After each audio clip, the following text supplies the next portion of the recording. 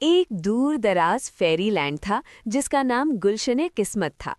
اس ملک میں ایک نیک بادشاہ رہتا تھا جو اپنی 3 بیٹیوں سے بے انتہا محبت کرتا تھا۔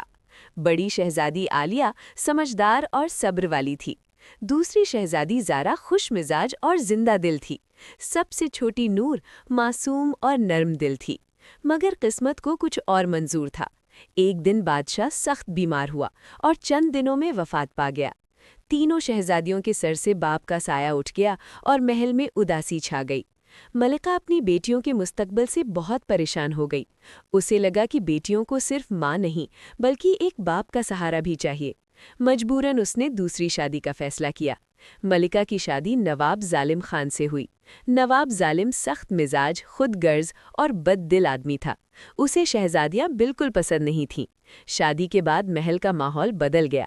نواب ظالم شہزادیوں کو کام کرواتا، ان کی تعلیم بند کروا دی اور چھوٹی چھوٹی باتوں پر ان پر ظلم کرتا۔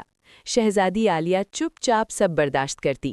شہزادی زارا راتوں کو چپ کر روتی اور معصوم نور ہر روز اپنے اصلی باپ کو یاد کر کے دعا کرتی۔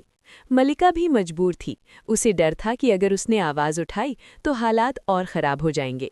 ایک دن ملک پر مشکل وقت آ گیا۔ خزانہ خالی ہو گیا اور دشمن حملہ کرنے آ گئے۔ نواب ظالم نے سوچا کہ شہزادیاں کسی کام کی نہیں، مگر اس مشکل وقت میں تینوں شہزادیاں آگے آئیں۔ عالیہ نے اپنی عقل سے دشمنوں سے مذاکرات کیے، زارا نے عوام کا حوصلہ بلند کیا اور نور نے اپنی دعاؤں اور ہمت سے سب کا دل جیت لیا۔ ملک بچ گیا۔ اس دن نواب ظالم نے پہلی بار محسوس کیا کہ جن بیٹیوں کو وہ بوجھ سمجھتا تھا وہی آج ملک کی امید بنی ہوئی تھیں۔ اسے اپنے ظلم پر شرم آنے لگی۔ رات بھر وہ سو نہیں سکا۔ صبح اس نے تینوں شہزادیوں کو بلایا۔ اس کی آنکھوں میں آنسو تھے۔ اس نے کہا، میں نے تم پر بہت ظلم کیا، مگر آج سمجھ آیا کہ بیٹیاں تو بیٹیاں ہوتی ہیں، چاہے اپنی ہوں یا پرائی۔ اس دن سے نواب ظالم بدل گیا۔ اس نے شہزادیوں کی تعلیم دوبارہ شروع کروائی، انہیں عزت، پیار اور حفاظت دی۔ شہزادیاں دھیرے دھیرے اسے معاف کرنے لگیں۔ ملکہ کی آنکھوں میں سکون لوٹ آیا۔